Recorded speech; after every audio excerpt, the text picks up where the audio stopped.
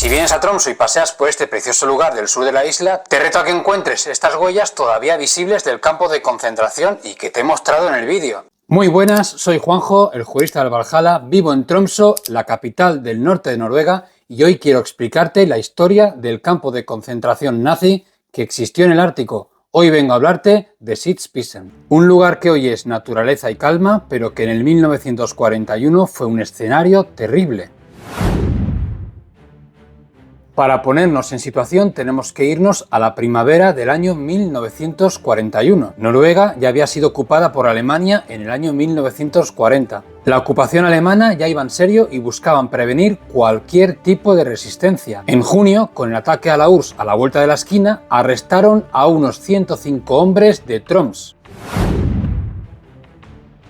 Tenemos que pensar que Tromsø en aquel entonces era una ciudad pequeña con unos 10.000 habitantes y Sitzpissen no estaba tan conectada al núcleo urbano como lo puede estar hoy en día. Estaba en una zona rural con caminos muy difíciles y rodeada de un bosque de abedules. Además, Sitzpissen tenía una ubicación estratégica. Para llegar al campo de concentración había que pasar justo por el cuartel general de la Marina alemana que se había instalado para toda la costa del norte de Noruega. De esta forma, los prisioneros estaban siendo vigilados de cerca no solo por los guardias del campo, sino también por la presencia constante de la Marina alemana. Y como si fuera poco, también se instalaron baterías antiaéreas cerca para proteger un aeródromo marítimo que estaba por ahí cercano. Sitzpissen era una zona militar en toda regla. Esto sin duda influyó en que la población local no quiso indagar mucho sobre lo que estaba sucediendo en ese pequeño rinconcito del sur de la isla.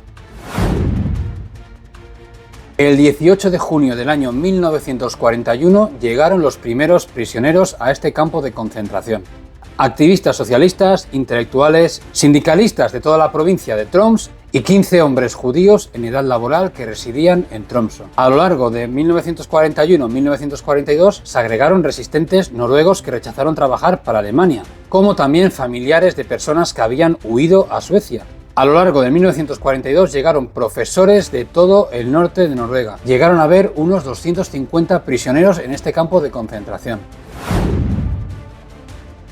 Lamentablemente no existen imágenes que muestren cómo era el día a día dentro del campo de concentración, pero afortunadamente contamos con el valioso testimonio de Ingvald Johannes Jaklin. Este era un periodista del periódico local Nordlys, quien fue uno de los primeros prisioneros de este campo de concentración. Por aquel entonces el campo de concentración aún no se había terminado de construir, así que los primeros prisioneros que fueron allá fueron obligados a terminar la construcción de este. Jaklin relató que había escasez de agua potable, falta de higiene y que los judíos eran tratados incluso peor que los demás prisioneros. Se les obligaba a realizar trabajos forzados como transportar piedras pesadas, todo esto bajo la supervisión de guardias jóvenes y despiadados, algunos de ellos nazis noruegos que actuaban como infiltrados. Jaklin cuenta que incluso cualquier intento de contacto con el exterior era castigado severamente. Se cuenta que hubo casos de familiares que intentaron acercarse a la valla para dar comida o mensajes a sus seres queridos, pero si eran descubiertos sufrían las consecuencias con gritos y golpes. Como he dicho, los prisioneros de Sitzpissen fueron sometidos a trabajos inhumanos. Tuvieron que nivelar un terreno donde antes había precipicio, construir una carretera que aún existe a día de hoy y trabajar en un muelle que, según los relatos, no tenía otra función que atormentar a los prisioneros. Finalmente, el campo de concentración de Sitzpissen se volvió demasiado pequeño para tantos prisioneros. Es por ello que se construyó otro campo de concentración en las cercanías, mientras que los prisioneros judíos eran trasladados a otros campos en todo el país. El destino de los judíos noruegos todavía no estaba claro en ese momento, pero lo que les esperaba superaría con creces el sufrimiento de Sitzpissen. Con el final de la Segunda Guerra Mundial, el campo de concentración de Sitzpissen tuvo otra función. Se documenta que muchos de los nazis de la ciudad y aquellos noruegos que colaboraron con el régimen alemán fueron internados aquí por un periodo más corto. Fue una medida temporal mientras se llevaban a cabo los juicios y se determinaba qué iba a pasar con ellos. Sin embargo, este uso fue breve. Poco después, los barracones y otros vestigios del campo fueron rápidamente eliminados.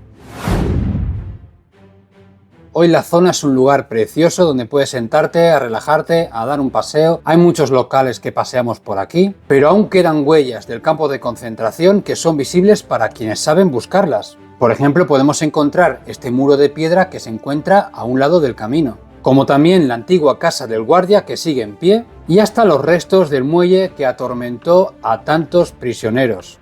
Además que también a un lado del camino podemos encontrar un pequeño bloque de hormigón con un agujerito. Este era la base de la asta de la bandera nazi que se colgó aquí. Hoy en Sitzpissen ya no hay vallas, ya no hay guardias, ya no hay prisioneros, solo hay silencio. Este lugar nos recuerda lo cerca que puede estar el horror incluso en un lugar tan bonito como este. Y que depende de nosotros mantener viva la historia no para revivir el dolor, sino para que esto nunca vuelva a suceder. Si vienes a Tromsø y paseas por este precioso lugar del sur de la isla, te reto a que encuentres estas huellas todavía visibles del campo de concentración y que te he mostrado en el vídeo. Para más información te tengo que decir que en el año 2022 se inauguró un panel informativo. Es decir, que no te va a ser difícil encontrar la zona donde estuvo construido este campo de concentración. Y bien, gracias por haber llegado hasta aquí. Este ha sido mi primer vídeo. Te voy a hablar de mucha historia de Tromsø, historia de Noruega, pero también te vengo a hablar de leyes. Si me sigues en redes sociales, verás que te vengo a explicarte muchísimas cosas. Nos vemos en el siguiente vídeo.